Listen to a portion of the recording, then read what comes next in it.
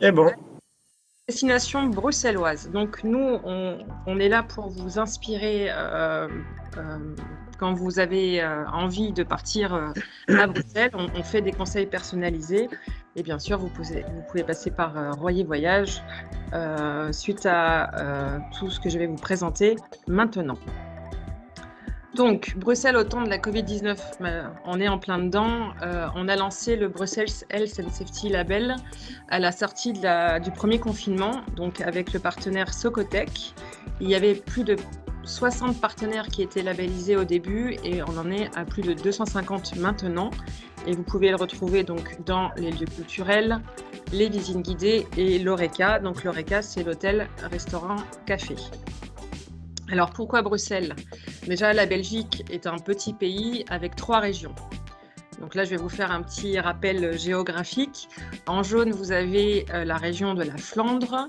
En rouge, la région de la Wallonie. Et en bleu, on nous oublie toujours, mais on a aussi une région, c'est la région de Bruxelles-Capitale.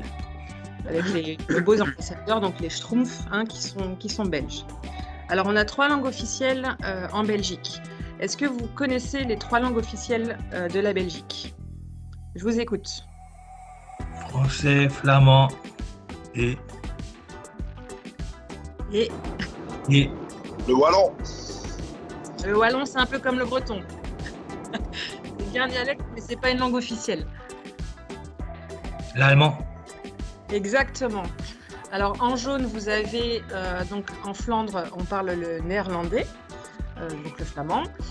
En rouge, en Wallonie, c'est francophone, donc on parle le français. À Bruxelles, on parle les 3 langues, donc le français, le néerlandais et l'allemand. Et il y a une toute petite partie qu'on oublie toujours, que vous avez un petit peu au bord de la Wallonie, qui sont les cantons de l'Est, où on parle effectivement allemand. Donc on a le francophone, néerlandophone et le germanophone. On est aussi facile d'accès depuis la France. On est à 8 heures de Mulhouse, 6 heures de Strasbourg et 4 heures de Metz. Donc c'est une belle destination pour y organiser donc, ou des week-ends ou des séjours prolongés pour un minimum de 4 jours, 3 nuits. Vous avez des parkings pour autocars qui sont bien situés. Les points de repère, par exemple, pour le boulevard Pacheco dans le centre, c'est la statue de Gaston Lagaffe. Et quand vous descendez les escaliers, vous arrivez au centre belge de la BD, qui est un grand monument, donc le musée de la BD.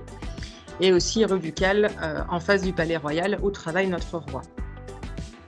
On a une situation stratégique en Belgique, c'est un petit pays, donc tout se fait très facilement, que ce soit en train ou en autocar. Comme vous pouvez le voir, on est à 1 heure, 1 heure et demie maximum des grandes villes comme Bruges, Anvers, Gand, Waterloo, Liège et Namur. Au niveau de la mobilité à Bruxelles, on a sur Bruxelles le tramway, le bus et le métro.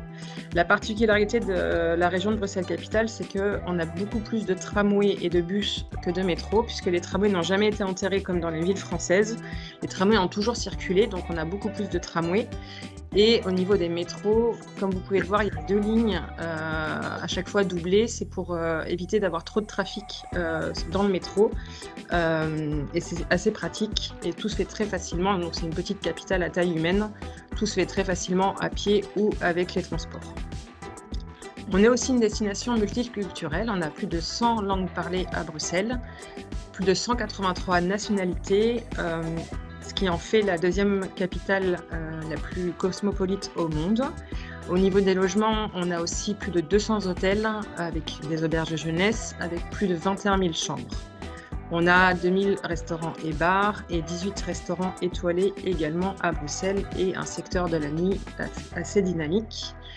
Au niveau de la culture, on a plus de 100 musées, 18 000 événements et on est aussi, et ça on le sait moins, une ville verte avec près de 50% de notre territoire qui est occupé par les espaces verts. Donc, tout à l'heure, les responsables de Royer en ont parlé. Effectivement, quand on pense à Bruxelles, la première chose à laquelle on pense, c'est la Grand Place et l'Hôtel de Ville. Donc, la Grand Place a été classée au patrimoine mondial de l'UNESCO. Et on dit que c'est la plus belle place du monde. En tout cas, c'est ce que disait Victor Hugo. Effectivement, on a aussi le Manneken Pis, la fameuse statue du petit bonhomme qui fait pipi. que vous pouvez aller voir à Bruxelles et qui a aussi des costumes. Donc il y a un musée du costume avec tous les costumes qui sont dédiés à Manneken et bien évidemment l'Atomium dont vous avez eu tout à l'heure la présentation.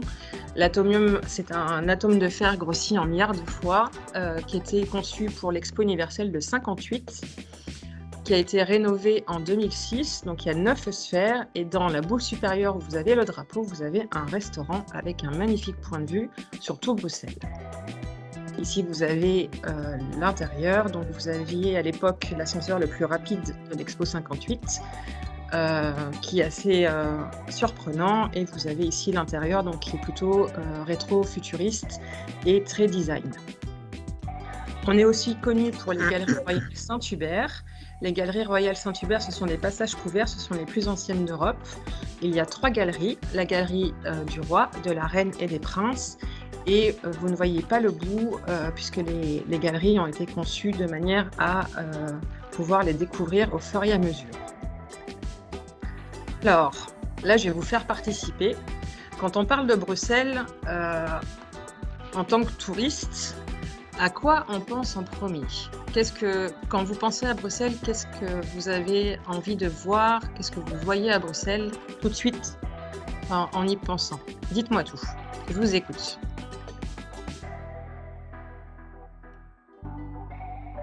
Vous ne voulez pas participer? Non, je trouve pas. J'ai pas entendu.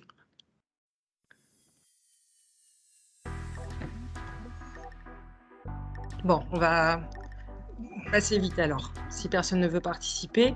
On est la capitale de l'Europe. Vous pouvez faire le tour de l'Europe en 2 heures à Mini-Europe. C'est l'Europe en miniature, donc c'est au pied de l'Atomium. La particularité, c'est que les maquettes sont restaurées tous les ans et elles sont animées. Donc, par exemple, vous pouvez voir et animer le Thalys qui va circuler dans tout le parc, et vous pouvez aussi manger sur place avec vos groupes. On a aussi la visite des institutions européennes. Donc, les institutions européennes se visitent gratuitement. À gauche, vous avez le Parlement européen. Donc, on se partage les sessions plénières avec celui de Strasbourg. Celui de Bruxelles, ce sont les sessions plénières additionnelles. Et vous pouvez assister donc au débat dans l'hémicycle du Parlement européen de Bruxelles. Au milieu, vous avez la Commission européenne que l'on appelle le Berlaymont, et à droite, le bâtiment Europa qui est le Conseil de l'Union européenne. Vous avez aussi des lieux donc, qui sont gratuits dans le quartier européen, dont le Parliamentarium, qui est le centre des visiteurs du Parlement européen, qui explique comment fonctionne le Parlement. C'est assez didactique et ludique, c'est très bien à faire en groupe avec des enfants ou même entre adultes. L'entrée est gratuite, et à côté, donc la Maison de l'Histoire européenne qui explique la construction de l'histoire, de la construction de l'Europe. Et ça, c'est pareil, c'est gratuit et c'est à faire absolument quand vous êtes dans le quartier européen. Une nouveauté depuis le 9 février, c'est Expérience Europe. Expérience Europe, c'est la nouvelle exposition permanente de la Commission européenne, puisque la Commission européenne ne se visite pas. Donc un peu comme le Parliamentarium, c'est un centre de visiteurs qui est didactique et ludique, où vous avez des vidéos, vous pouvez participer pour comprendre un petit peu ce fonctionnement de la Commission. On est aussi connu pour la bande dessinée. Là, vous avez le Grand Schtroumpf, entre autres, donc, puisque les Schtroumpfs sont bruxellois. Là, je vais vous faire participer un petit peu. Je vais vous donner des noms de personnages de BD et vous allez me dire s'ils sont belges ou pas. Vous êtes prêts? Oui. Alors, Tintin. Belge. Oui. Belge, il est même bruxellois. Pour les amateurs, les tintinophiles, quand vous ouvrez les bandes dessinées d'Hergé, vous avez toujours une petite part de Bruxelles qui est dans les albums de Tintin. Pour un exemple, par exemple, dans les premières pages de Tintin et le secret de la licorne, Tintin va aller chercher la maquette de la licorne sur un marché aux puces. Et ce marché aux puces, en fait, il existe vraiment. C'est le marché aux puces de la place du Jeu de Balle qui a lieu tous les jours, donc qui est dans le quartier du Sablon. Et vous entendez le vrai parler bruxellois qui s'appelle le bruxelaire. C'est un mélange de français et de néerlandais. Et les brocanteurs, en fait, font toujours des petits clins d'œil à Tintin où ils mettent des petites maquettes quand vous y allez. Alors, un autre personnage de BD, Spirou. Non. Alors, Spirou est belge, Ah bon? c'est de Franquin. Gaston Lagaffe, Oui. il est belge aussi, c'est aussi de Franquin. Le Marsupilami, Je sais pas. il est belge. Black et Mortimer, Oui. belge aussi. Titeuf, Titeuf, c'est Franquin, oui. Titeuf, non, est suisse. Ah. Le chat de Gueuluc, Oui. Oui, c'est belge. Lucky Luke, Hmm, Non. il est belge. Astérix et Obélix, Non. Belge. Non. alors ils sont français, donc Uderzo et Goscinny sont français, mais ils sont allés souvent en Belgique pour travailler avec les auteurs de BD belges. Puisqu'on a une tradition en Belgique au niveau de la bande dessinée. Donc, au niveau des lieux, on vous en a parlé tout à l'heure, le centre belge de la BD, donc toujours ce point de repère de la statue de Gaston Lagaffe. Vous descendez les escaliers et vous arrivez devant un bâtiment Art Nouveau. En 89, les auteurs de BD belges ont choisi ce lieu pour réunir toutes leurs œuvres. Et pour les amateurs de BD, donc vous pouvez le faire avec un guide et on vous apprend en fait comment sont conçues les bandes dessinées. Donc vous allez retrouver des personnages, là vous voyez par exemple la Deduche de Boule Bill, il y a aussi la maquette de la fusée de Tintin, et à droite le MOUF, donc, qui est le musée de la figurine de bande dessinée, qui est un musée plutôt en 3D, donc où vous avez des sculptures à taille réelle, où vous allez pouvoir découvrir plusieurs univers de BD. Quand vous êtes à l'extérieur, donc c'est dans le centre, les deux sont dans le centre de Bruxelles, vous allez avoir la statue d'un Schtroumpf sur un grand champignon. Derrière, vous avez la boutique Schtroumpf, il n'y en a que 2 au monde qui existent. Vous passez dans les galeries, vous descendez, vous arrivez au musée de la figurine de BD.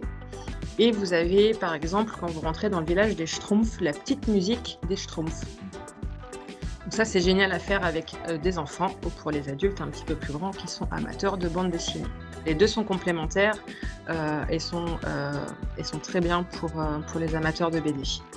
On a aussi donc le parcours des fresques de BD. On en a plus d'une 60aine à Bruxelles qui vous permettent de découvrir seul ou accompagné d'un guide les fresques. Donc là, par exemple, vous avez à gauche Gaston Lagaffe, vous avez Astérix et Obélix, les Schtroumpfs, Lucky Luke. On en a plus d'une 60aine et il y en a 2 qui sont inaugurés tous les ans. Donc il faut revenir fréquemment à Bruxelles si vous voulez les découvrir. On est aussi une ville verte. Donc ici, vous êtes dans le quartier européen. Au milieu, vous avez le Parlement européen. Je vais vous donner quelques exemples de lieux. Donc vous avez le Bois de la Cambre, qui est le début de la forêt de Soigne. La forêt de Soigne, c'est là où les Bruxellois vont pour se balader, faire des activités sportives. Et c'est aussi une partie qui est classée à l'UNESCO. On a donc le parc du Petit Sablon, pas très loin de la place du Jeu de Balle où vous avez le marché aux puces. Le parc de Laken où vous avez les serres de Laken pas très loin, les étangs d'Ixelles et le square Marie-Louise. Au niveau de la gastronomie, on en a parlé tout à l'heure, on a bien évidemment les frites. Mais alors, est-ce que vous savez comment on fait les frites en Belgique? Quelle est la recette? Qu'est-ce qu'on choisit? Quelle est la pomme de terre qu'on choisit? Et comment on cuit les frites en Belgique? Je ne sais pas. Alors, donc déjà, la catégorie de pommes de terre que l'on choisit, c'est la binge. Ensuite, on cuit les frites en Belgique avec de la graisse de bœuf. Du temps de mon arrière-grand-mère, c'était de la graisse de cheval, mais c'est interdit aujourd'hui. bien évidemment, et on les cuit 2 fois. La première fois, c'est pour cuire la frite. La deuxième fois, c'est pour lui donner le croustillant, la frite. Il y a aussi une taille réglementaire pour les frites en Belgique. Il faut qu'elle fasse 1 cm sur 1 cm. Donc la petite astuce, si vous voulez faire des frites chez vous, c'est qu'il faut, à la fin de la deuxième cuisson, mettre un tout petit peu de vinaigre. Ça, c'est la recette de ma grand-mère. Il faut avoir un petit peu de vinaigre à la fin pour enlever le côté huileux. Vous dégustez ça à la belge, c'est-à-dire avec de la mayo. Pas de ketchup, ça c'est un sacrilège. Et nous, on fait ça avec du sel ou avec de la mayo. On a aussi donc les bières, c'est une tradition, on est d'ailleurs toujours les premiers exportateurs de bière dans le monde. Donc on a plusieurs catégories de bières en Belgique et à Bruxelles. La particularité des bières bruxelloises, c'est donc la kriek, c'est-à-dire la bière à la cerise, et la gueuse. Il y a encore quelques années, il y a une dizaine d'années en arrière, il n'y avait qu'une seule brasserie qui brassait à l'intérieur de la région de Bruxelles-Capitale, qui est la brasserie Cantillon, brasserie familiale. Et depuis une dizaine d'années, on a des micro-brasseurs qui sont venus s'implanter donc en région de Bruxelles-Capitale, avec des goûts un petit peu innovants qui viennent des États-Unis et du Canada. Et depuis quelques années maintenant, on en a encore d'autres qui sont venus s'implanter donc en région de Bruxelles-Capitale. Donc ça vous permet d'aller visiter des brasseries traditionnelles. On a aussi les gaufres. Alors on a 3 types de gaufres en Belgique. Celles que vous voyez à l'écran, ce sont les gaufres bruxelloises, ce sont les plus connues. Donc ce sont les rectangulaires et les plus aériennes. On dit que ce sont les plus light. On a aussi les gaufres liégeoises, qui sont les gaufres un peu plus compactes, qui sont plutôt rondes avec du sucre perlé à l'intérieur, et la gaufre flamande, qui a une alvéole beaucoup plus petite, un peu plus sèche, et à l'intérieur, c'est souvent avec de la vergeoise, donc la cassonade, blonde ou brune, et également de la vanille. En Belgique, on aime bien manger les gaufres soit avec de la vergeoise, soit avec du sucre, ou bien sûr avec des fruits comme les fraises et avec de la chantilly. Quand vous allez à Bruxelles la prochaine fois, pensez à moi, puisque quand vous allez dans les rues, en général, c'est ce que vous sentez en premier, ce sont les gaufres dans les extérieurs. Alors le chocolat, est-ce que vous connaissez la particularité de la Belgique? Quelle est la spécialité belge? Je connais Jeff de Bruges, mais la spécialité, je connais pas. Alors, est-ce que vous saviez à quoi servaient les chocolats, enfin comment étaient utilisés les chocolats à la fin du 19e siècle?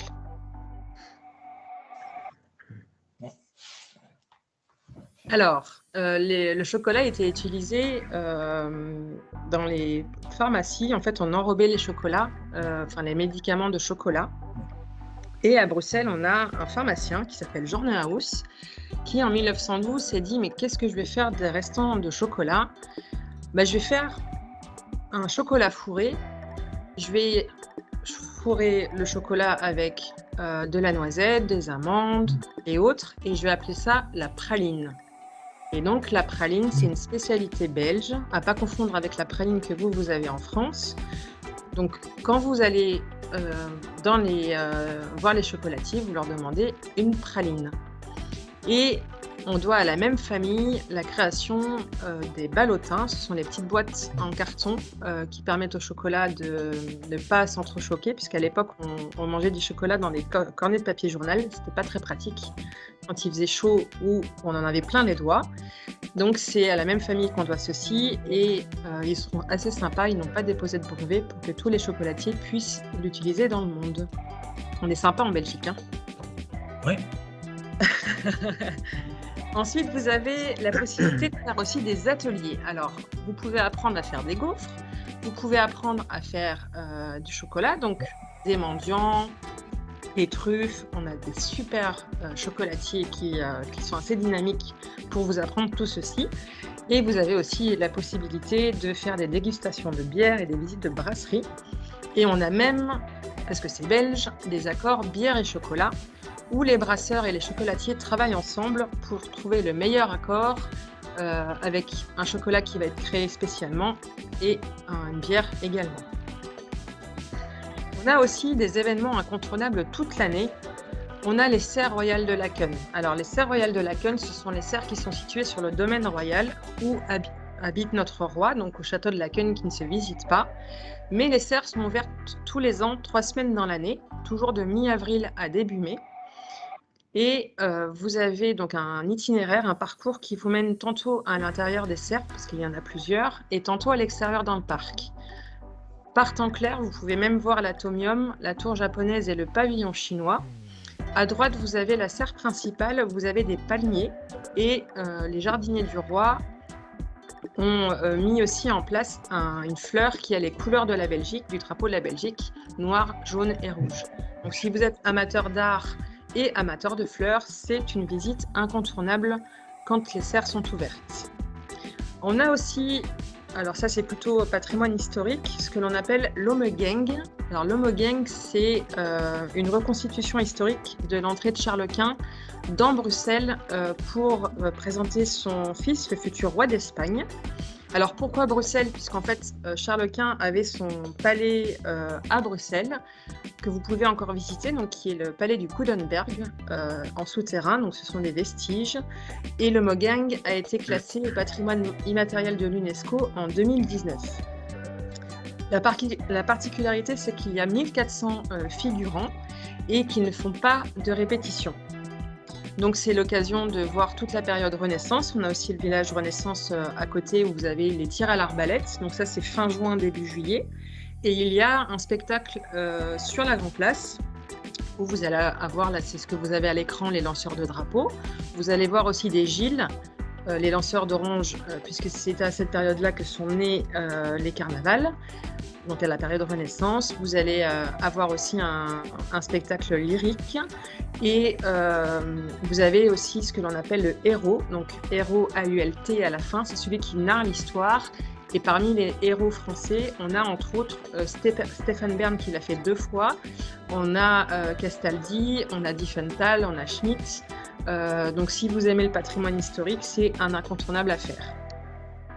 Le Palais Royal, donc le Palais Royal à pas confondre avec le château de Laeken. Le Palais Royal, c'est là où travaille notre roi, donc le roi Philippe. Et il est ouvert au public gratuitement, donc au lendemain de la fête nationale belge. Donc en règle générale, c'est du 22 juillet jusqu'à fin août. Et donc ce Palais Royal se visite gratuitement. Et voici ce que vous avez entre autres à l'intérieur. C'est magnifique, c'est très très grand. On a aussi donc l'été le tapis de fleurs. Donc le tapis de fleurs a lieu toutes les 2 ans, les années paires, au week-end du 15 août. Et ce que vous voyez à l'écran, c'est un tapis géant de bégonia. Le bégonia, c'est une spécialité de la Flandre qui cultive en fait le bégonia. Donc le principe, c'est qu'ils mettent un grand film plastique et après, ils posent les bégonias à même le sol. Alors pourquoi c'est tous les 2 ans? C'est parce qu'il faut le temps de créer le dessin. En général, c'est toujours en rapport avec des anniversaires diplomatiques. Et donc, ils posent les bégonias et vous avez un spectacle son et lumière qui est projeté tous les soirs sur la Grand Place. La particularité, c'est qu'ils essayent de changer les bégonias pour toujours avoir des bégonias frais. Et il y a quelques années, vous aviez par exemple des fontaines aussi qui apportaient un petit peu de dynamisme. Et sur votre gauche, vous avez donc l'hôtel de ville avec un balcon et vous pouvez monter sur le balcon pour avoir un point de vue sur le tapis de fleurs. Là aussi, la fête de la BD. Alors la fête de la BD, c'est organisé par Visit Brussels. Donc vous avez un défilé de ballons géants qui s'appelle la Balloon Day Parade. Tous les ans, on a un nouveau ballon géant qui est inauguré. Et donc, le principe, c'est que ça soit festif. Donc, vous avez le défilé de ballons géants dans les rues de Bruxelles. Vous avez des fanfares, vous avez des danseurs. Et ça, c'est unique en Europe. Ça vient des États-Unis. Et tous les ans, donc, un nouveau ballon pour pouvoir découvrir la fête de la BD. Et vous avez aussi un village BD où vous avez des dédicaces d'auteurs de BD. Plaisir d'hiver, le marché de Noël de Bruxelles. Le marché de Noël de Bruxelles a été élu le plus original d'Europe par des tour opérateurs anglais. Pourquoi original? C'est parce qu'en fait, on mélange tradition avec le numérique. Le numérique, c'est une spécialité de la Belgique et de Bruxelles, avec notamment tout ce qui est vidéo mapping et puis des installations numériques. À Bruxelles, pour le marché de Noël, vous allez retrouver un sapin géant qui est coupé traditionnellement dans les Ardennes tous les ans. Une crèche grandeur nature également sur la Grand Place, un spectacle son et luminaire qui illumine la Grand Place et bien évidemment la patinoire, la grande roue. Et depuis l'année dernière, il y a une petite nouveauté, c'est que vous ne faites plus que le centre de Bruxelles, vous allez aussi au Bois de la Cambre et pour découvrir en fait cet espace vert, pour désenclaver un petit peu le centre. Et vous avez aussi des chalets. La particularité, c'est que à Bruxelles, on choisit des chalets avec des traditions locales. Vous n'allez pas retrouver de boutiques made in China ou autre. C'est vraiment du traditionnel. C'est bien.